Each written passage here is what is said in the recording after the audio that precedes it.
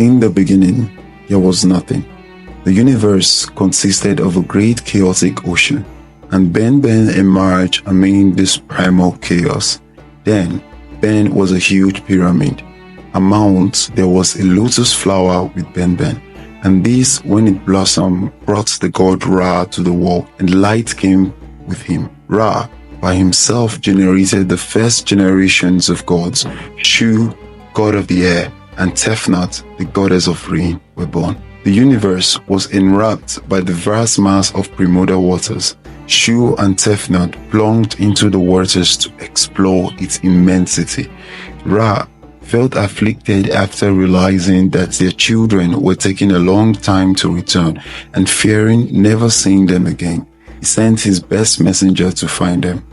Shu and Tefnut returned safe and sound, and Ra's joy was so immense that human beings were born from his tears. After their turning, their children generated in turn Gabe, the god of the earth, and Not, the goddess of the sky. And thus, the sky and the earth were created.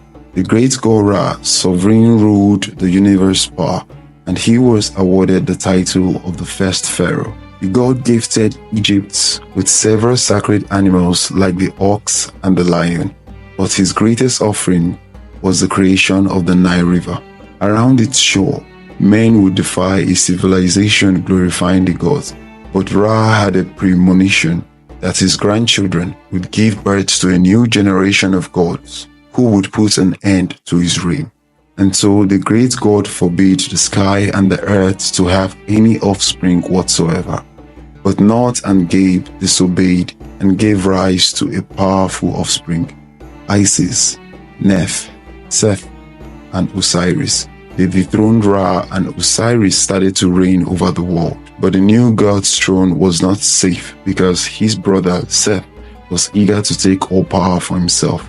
And so the saga of the Egyptian gods began. After disposing the god Ra, the deity who gave origin to the Egyptian world, Osiris became the new god of the universe. The new supreme god took the goddess Isis as his wife and started a reign of great prosperity. Osiris brought civilization to men who until that point lived quite primitively. The god taught them agriculture, weaving, and how to make bread. Besides that, he decreed the use of laws which would give order to chaos. The Egyptian civilization began to flourish under the reign of the benevolent god Osiris. However, Osiris had a powerful and ambitious brother, Seth. His kingdom stood in the arid desert around Egypt, and so he was jealous of his brother, who had a fertile and prosperous kingdom. Osiris had an affair with Nephthys, Seth's wife, and Anubis, the god of the dead, emerged from this union. Angered by his brother's betrayal, Seth prepared his revenge. The god of the dry lands and personification of evil invited Osiris for a great feast in his honor. During the feast, Seth gifted the guest a beautiful coffin and said he would offer it to the one who fit into it perfectly. Osiris decided to try, and immediately after settling in, Seth closed the coffin, trapping the god. The evil god threw the coffin into the Nile, drowning the supreme god. Isis wept profoundly after losing her beloved husband, and these tears poured into the Nile River, giving birth to its traditional floods. The goddess and her sister Nephthys looked for Osiris' body, and Isis, after finding it, tried to hide it. But Seth spotted it nonetheless, smashed it into 42 pieces, spreading them throughout Egypt. Isis, with Anubis' help, managed to recover the pieces, and under the guidance of the god of the dead, she mummified Osiris. Using her divine powers, the goddess was able to resurrect her love, but Osiris would now reign over the world of the dead. After coming back to life, Osiris had a son with Isis. His name was Horus, and he swore he would defeat Seth, the usurper of the throne that was his by rights. Seth, the god of destruction, had murdered Osiris, the god who reigned supreme in Egyptian mythology. Seth took the throne from his brother for himself and unleashed his reign of terror. Nevertheless, Osiris had generated an heir together with the goddess Isis. His name was Horus. This falcon god, whose prophecy said that he would reign over the skies and would bring the light back to Egypt, ending the darkness brought by Set. Horus, already an adult, decided to claim his throne, which had been usurped by his uncle. The contention is judged by the gods, while the court presided over by the sun god Ra decided who would be worthy to sit on the throne. A series of clashes between Set and Horus had begun. Set had Ra's sympathy since the usurper protected the sun god from the serpents of puppets, while the latter crossed the skies. Set proposed a challenge to Horus. Both would have to transform themselves into hippos and should be submerged for 3 months. Horus relied on his mother, the goddess Isis, to take advantage of Set's vulnerability to kill him. The goddess felt sympathy for Set and could not kill him. This betrayal enraged Horus, who then attacked his mother, cutting off her head. The god Thoth, the deity of knowledge, saved the goddess, replacing the severed head with a cow's head. The clash between Set and Horus continued for many years. When fighting in the desert, Set managed to pluck out Horus' eyes. Due to Hathor's help, the goddess of love, Horus had his vision restored. The court of the gods demanded a reconciliation between Set and Horus. The evil god, pretending to be benevolent, invited Horus for a feast in his palace. During the night, Set tried to abuse his nephew, making him unworthy of the throne. However, Horus managed to defend himself and prevented the god's poisonous seed. Horus decided to take revenge, and with the help of the goddess Isis, the god placed his divine seed in lettuce leaves, which were then offered to Set by the goddess Isis. The god of barren deserts ate the contaminated lotus. Poison Set started to deteriorate in front of everyone, and the golden discs emerged on his forehead. Thoth grabbed the bright discs and ingrated it in his own head, Set being humiliated, and that was when, after 80 years, the court granted Horus the throne that was his by right. Isis couldn't be more proud to see her son with Osiris assuming the father's throne. Set's fate was to travel with Ra, the sun god of the skies, and his enraged scream to be heard with thunder. And so, Horus' reign over Egypt began, and all the pharaohs who one day reigned over Egypt were among his descendants. The sun god in Egyptian mythology, this god is usually depicted as a being with a man's body and the head of a falcon. The sun disk is over his head.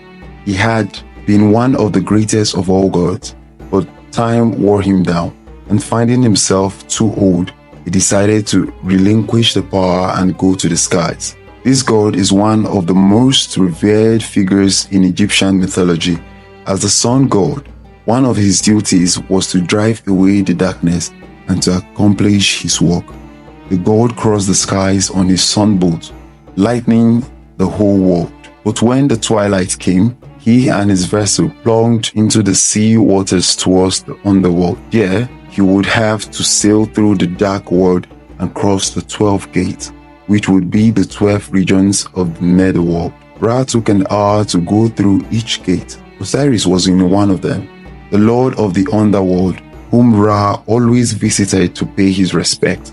But before leaving the underworld's darkness, the god was attacked by the terrible snake Apophis. This force of chaos tried to destroy the god's vessel, and each day the serpent seemed closer to accomplishing her desire. Apophis once managed to swallow the sun boat, putting an end to the sunlight in the morning, but the serpent failed to hold the god in her stomach and regurgitated him. This event was marked as a solar eclipse.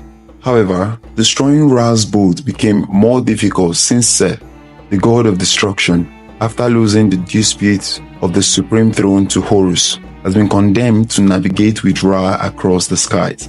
He helped the sun god defending his vessel against the terrible serpent, defeating it several times, making Ra's underworld journey safer.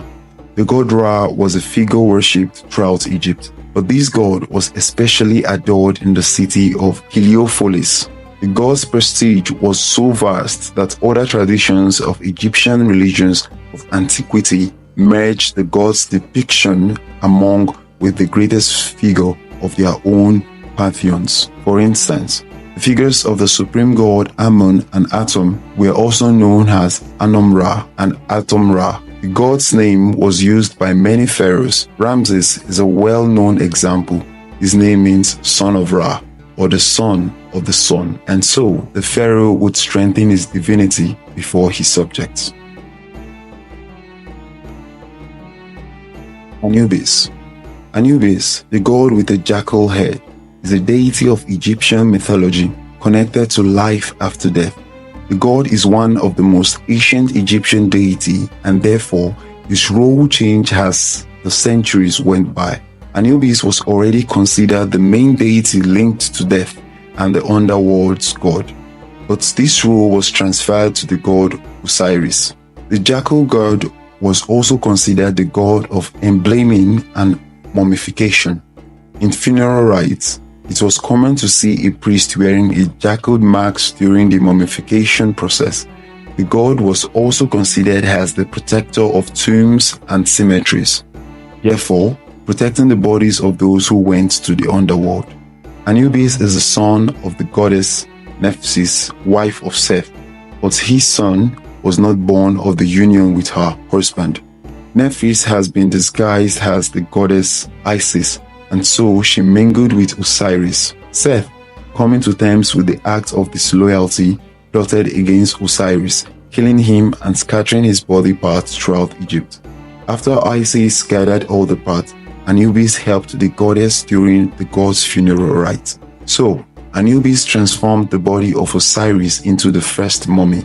Anubis became the deity that led the spirits of the dead to the underworld, where the dead would be judged by a court presided over by Anubis. The god placed the deceased heart in Osiris as a scale and the feather of truth on the other side. If the heart was heavier than the feather, it indicated that it was full of wickedness, and he was then delivered to Amet, a demonic creature known as Heart Devourer.